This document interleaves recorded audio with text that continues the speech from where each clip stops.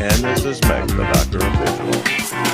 And welcome to Mental Health 101. Mental Health 101 is created to empower our mental health awareness. Another week, another great batch bipolar and the Prince of Jazz, mental health journey. This is the mental health journey of Ozzy Osbourne, and today we're going to dive into a name that conjures both fear and fascination, Ozzy Osbourne. But what if the wild, bat-biting frontman of Black Sabbath wasn't just a shockblocker, but a window into the complicated dance between mental illness and creative genius? We can start with the basics. Start with the basic indeed. Mr. Mick, was Ozzy always mad, or was there more going on beneath the chaos? Before he became the Prince of Darkness, John Michael Osborne was a working class boy from Aston, Birmingham, a child marked not by evil, but by instability. Ozzy's early life was a cocktail of emotional neglect, undiagnosed neurodivergence, and a cultural context that didn't yet have the vocabulary for mental illness. His self reported dyslexia, auditory hallucinations, and chronic anxiety form the psychological scaffolding of a man who would one day both captivate and disturb millions. Born in 1948 to a working class family, Ozzy was the fourth of six children in a household where his father worked the night shift at a steel factory and his mother cleaned houses. This economic instability created what psychologists call chronic stress exposure, a condition that fundamentally alters neural development in children. The constant uncertainty about basic needs, combined with his father's absence during crucial bonding periods, established patterns of insecure attachment that would plague Ozzy throughout his life. In his 2010 autobiography, I Am Ozzy, he recalls episodes of school failure, severe beatings, and a deep sense of not belonging. These formative experiences are textbook for early onset anxiety disorders, which often manifest as social withdrawal, academic failure, and risk taking behavior. His teachers described him as difficult and disruptive, but modern developmental psychology would recognize these as symptoms of undiagnosed ADHD combined with anxiety, conditions that in 1950s Britain were met with punishment rather than treatment. We see this psychological foundation manifest in Ozzy's early criminal behavior. Petty theft, break ins, and a short stint in Winston Green prison at age 17. Rather than read these behaviors as inherently deviant, we can frame them as compensatory mechanisms for internal chaos. The criminologist Robert Agnew's general strain theory suggests that delinquency often results from the gap between culturally prescribed goals, success, acceptance, and the legitimate means to achieve them.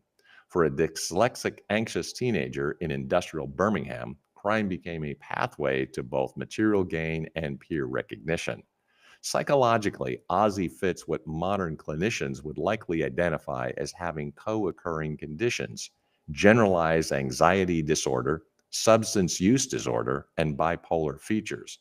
Although never officially diagnosed with bipolar 1 or 2 in public records, Ozzy has described crazy highs and suicidal lows, intense periods of productivity followed by collapse and explosive anger, symptoms consistent with this type of temperament, if not full bipolar spectrum disorder. Dr. Kay Redfield Jamison's research on mood disorders in creative individuals suggests that many artists exist on what she calls the bipolar spectrum, experiencing mood volatility that fuels creativity while destabilizing daily functioning. Further complicating his mental landscape is his extensive history of substance abuse. Researchers in addiction psychology often highlight the self medication hypothesis, which suggests that many individuals use substances not out of moral failing, but to cope with unmanageable psychic pain. Ozzy's long standing drug and alcohol use wasn't escapism alone, it was survival. His preferred substances, alcohol, cocaine, and various amphetamines, align with what clinicians see in patients attempting to regulate severe mood swings and attention deficits. The neurobiological reality is that Ozzy's brain, shaped by early trauma and genetic predisposition, was essentially dysregulated from childhood. Substances provided temporary stabilization of neurotransmitter systems that never learned to self regulate. In conclusion, this isn't moral weakness, it's neurochemical necessity gone awry. Neuro indeed. And how did Ozzy mental health challenges shape his music and stage persona? Ozzy's mental health challenges were never fully hidden, they were performed. His creativity didn't just survive his psychological burdens, it arose from them. This is consistent with what researchers call the mad genius paradox, a persistence finding that artists are disproportionately prone to mood disorders. But to reduce Ozzy's work to a pathology would to be misunderstand both art and illness. Consider the Black Sabbath debut in 1970. It opens with thunder, church bells, and a tritone guitar riff, a musical interval historically known as Diabolus in Musica, the devil in music. But let's examine this more closely from a musicological perspective. Tony Iommi's guitar, tuned down to C sharp to accommodate his injured fingertips, created a sonic landscape that was simultaneously heavier and more dissonant than contemporary rock. The tritone interval, specifically the augmented fourth between G and C sharp, creates what music theorists call tonal instability, requiring resolution that never quite comes. The musical choice mirrors the psychological concept of cognitive dissonance, the mental discomfort of holding contradictory beliefs simultaneously. Ozzy's vocals float over this unstable harmonic foundation with a melody that seems to search for resolution but never finds it. Lyrically, he sings about visions, fear, and encroaching darkness. To the casual listener, it was horror, but to the emotionally attuned, it was a cry for help. Ozzy sings, "What is this that stands before me?" is not only a dramatic invocation, it's the question of a man confronting his demon. The rhythmic structure of early Sabbath songs reveals another psychological dimension. Unlike the 4/4 optimism of contemporary rock, many Sabbath tracks feature irregular meter changes and tempo fluctuations that mirror the unstable mood cycles of bipolar disorder. The song Black Sabbath itself shifts between 6/8 and 4/4 time signatures, creating a sense of temporal disorientation that listeners found both unsettling and compelling. This wasn't musical incompetence, it was the rhythm of a destabilized mind translated into sound. Ozzy's persona, the bat biting, cross wearing, mumbling prophet of doom, was a masterstroke of archetypal branding. It externalized his internal chaos. Carl Jung wrote that people project their unconscious conflicts outward, and Ozzy's stage shows, lyrics, and interviews all serve as projections of unprocessed trauma and manic insight. His theatricality was catharsis, not just for himself, but for millions of listeners who found in him a mirror of their psychic struggle. The cross wearing is particularly significant from a psychological standpoint. Rather than blasphemy, it represents what Jung called the holding of tension of opposites, the simultaneous embrace of sacred and profane, order and chaos, salvation and damnation. For someone with bipolar tendencies, this tension is a lived experience. The cross becomes not a rejection of Christianity, but a complex negotiation with it, a symbol of the suffering that connects him to a larger narrative of redemption. In psychological terms, this is sublimation, the process by which unacceptable impulses are transformed into socially acceptable actions. Ozzy sublimated his inner fragmentation into a coherent public spectacle. The shamanic dimensions of his music, where fear becomes fascination, allowed both artists and audience to confront despair without succumbing to it. Ozzy's vocal technique itself reveals psychological dimensions often overlooked. His characteristic vibrato, wide, uncontrolled, sometimes trembling, mirrors the physiological effects of chronic anxiety. Anxiety disorders often manifest in muscle tension that affects vocal cord control, creating the shaky quality that became his signature. What fans interpreted as supernatural menace was neurological vulnerability made audible. His tendency toward vocal breaks, Sudden shifts into falsetto or strained upper registers aligns with the vocal patterns of individuals under extreme emotional duress. These weren't stylistic choices, but physiological responses to psychological pressure. In conclusion, his famous yelling out Sharon screams from a TV show and on MTV echo this pattern. Moments of explosive vocal release that serve as pressure valves for overwhelming internal tension. Mr. Nick also had some serious breakdowns. What do these moments tell us about his mental health? The narrative arc of Ozzy's life is not linear, but cyclical. Like the bipolar mood swings he often experienced, there were periods of tremendous output. For example, the Blizzard of Oz era in 1980 81, followed by self destruction. One particularly harrowing episode was his near fatal 1989 incident, where he tried to strangle his wife Sharon under the influence of a cocktail of drugs and alcohol. This moment was not just personal, it was diagnostic. From a psychological standpoint, this act exemplifies a state of drug induced psychosis, likely exacerbated by an underlying affective disorder. The combination of alcohol, cocaine, and prescription medications created what clinicians call substance induced psychotic disorder, a condition where reality testing becomes severely impaired. Ozzy's later accounts describe experiencing paranoid delusions and believing Sharon was plotting against him. These symptoms are consistent with stimulant psychosis, a well documented phenomenon in chronic cocaine users. However, the violence directed specifically at his primary attachment figure, Sharon, suggests deeper psychological dynamics. Attachment theory posits that individuals with insecure attachment styles often experience their closest relationships as simultaneously necessary and threatening. For someone with Ozzy's history of abandonment and instability, Sharon represented both salvation and the ultimate vulnerability. In a psychotic state, this ambivalence exploded into violence. Sharon's decision to press charges and Ozzy's subsequent arrest led to a period of enforced sobriety and psychotherapy. It marked the beginning of one of the many resurrection narratives in his career, a theme central to both his musical mythology and his lived experience. The psychological framework here is rock bottom theory, the idea that crisis can catalyze genuine change when the cost of continuing destructive patterns finally exceeds their perceived benefits. The early 2000s brought a new chapter with the Osbournes, the MTV reality series that turned Ozzy into a household name beyond heavy metal circles. Here, the contrast between his chaotic past and confused, sedated present was stark. In many ways, the show served to normalize mental illness in the public eye, but it also underscored a troubling truth. Ozzy was struggling even in recovery. His slurred speech, cognitive impairment, and emotional instability were not just side effects of fame, but long term consequences of brain trauma from decades of abuse.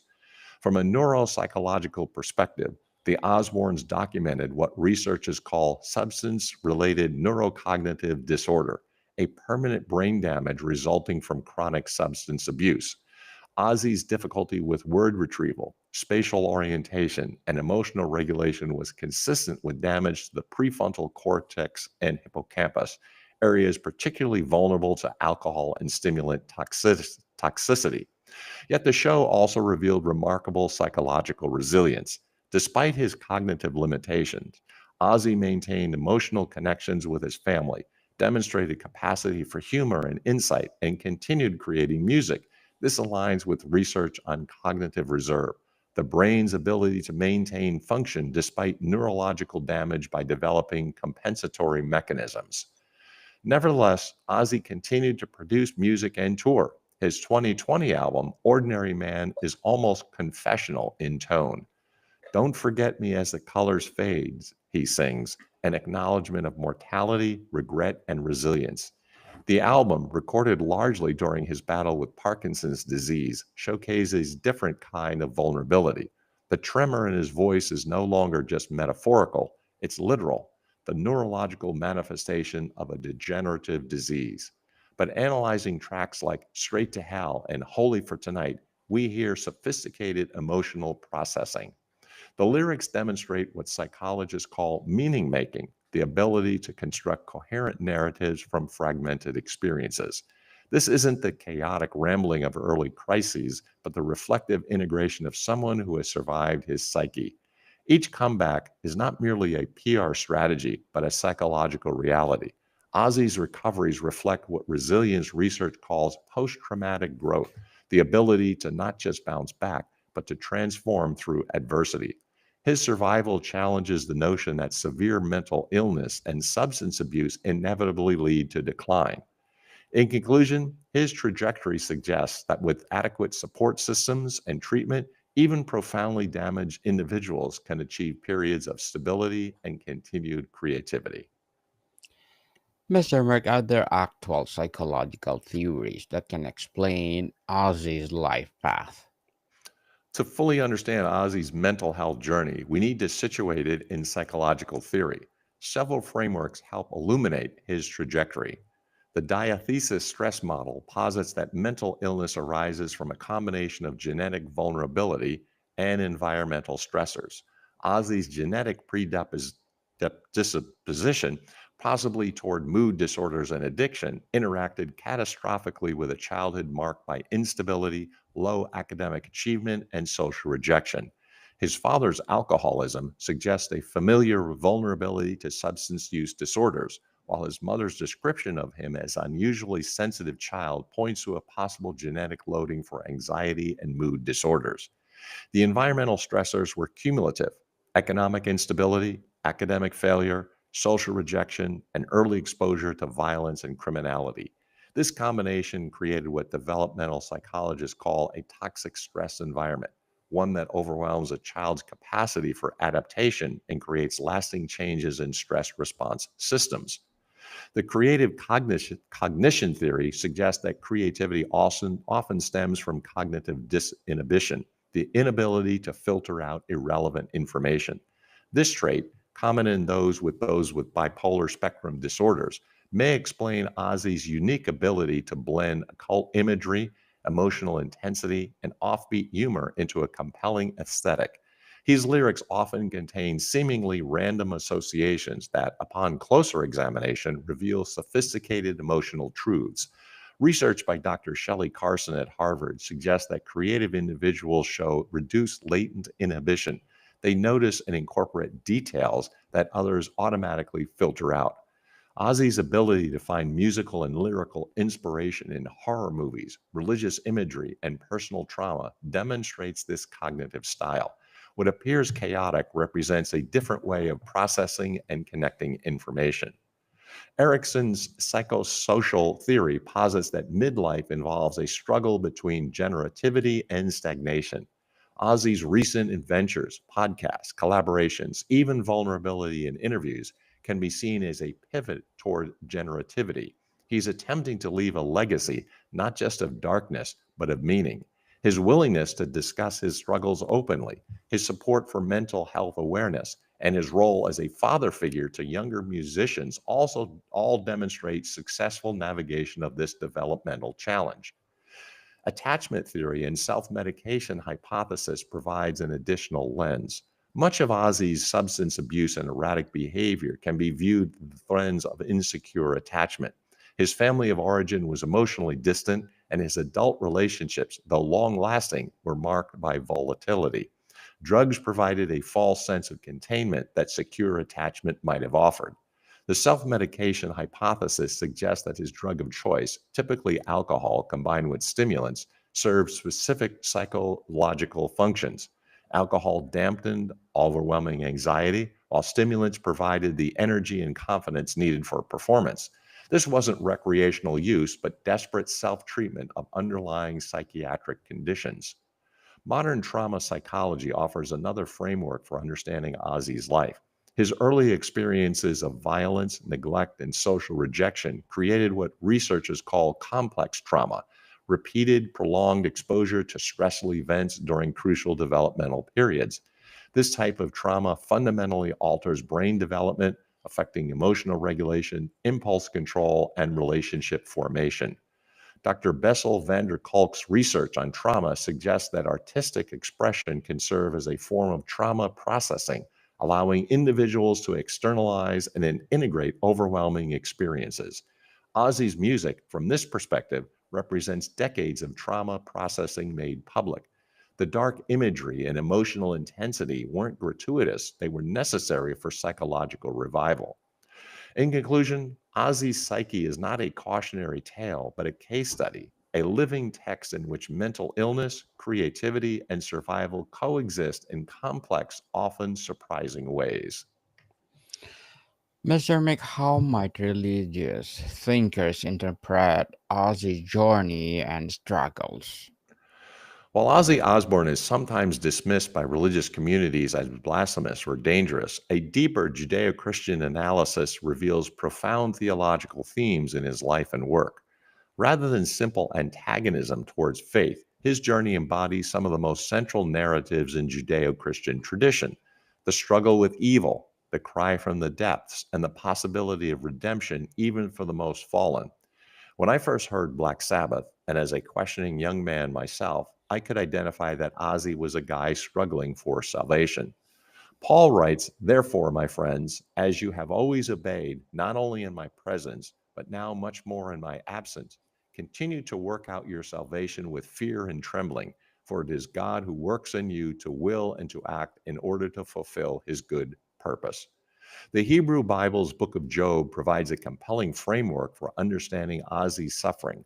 Like Job, Ozzy experienced seemingly inexplicable affliction, mental illness, addiction, family trauma, and physical deterioration. Jewish theologian Rabbi David Wolpe notes that Job's story isn't about explanations, but about the reality that suffering exists even for those who don't deserve it. Ozzy's childhood trauma and genetic predisposition to mental illness echo Job's unmerited suffering.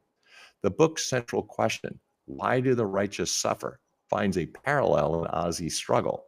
His pain wasn't the result of moral failing, but of circumstances beyond his control. Christian theologian Henry Nouwen wrote that about the wounded healer, the idea that those who suffer deeply often develop unique capacities for helping others. Ozzy's openness about his struggles has provided comfort and understanding to millions dealing with similar issues. Perhaps most significantly, Ozzy's musical output mirrors the emotional range of the biblical Psalms. The Psalms contain not just praise, but profound lament, anger at God, and desperate cries for help. Psalm 22 begins, my God, why have you forsaken me?" Words later quoted by Jesus on the cross. This raw honesty about divine abandonment appears throughout Ozzy's catalog. Songs like "Shot in the Dark" and "Mama, I'm Coming Home" express the same longing for redemption found in the Psalms. Christian scholar Walter Brueggemann argues that lament is essential to faith. It's not doubt, but desperate trust. From this perspective, Ozzy's darkest songs function as secular psalms, honest cries from the depths of human experience. Jesus' parable of the prodigal son offers another lens for viewing Ozzy's journey. Like the younger son, Ozzy left the relative safety of conventional life, squandered his gifts in wild living, and found himself spiritually destitute. But the parable emphasizes the father's unchanging love and possibility of return. Sharon Osbourne often functions as the steadfast love in Ozzy's life, representing unconditional acceptance despite repeated failures. Christian author Philip Yancey writes about what's so amazing about grace, that forgiveness isn't earned but given freely. Ozzy's multiple comebacks embody this principle. Each recovery, each album, each tour represents a kind of resurrection, a return from the dead that Christian theology sees as the ultimate human destiny. The Genesis account of Jacob wrestling with an angel until dawn provides spiritual imagery for Ozzy's spiritual struggle. Jacob refuses to let go until he receives a blessing, even though the encounter leaves him permanently injured. He walks with a limp for the rest of his life. Christian mystic St. John of the Cross wrote about the dark night of the soul, periods of spiritual dryness and confusion that paradoxically deepen faith.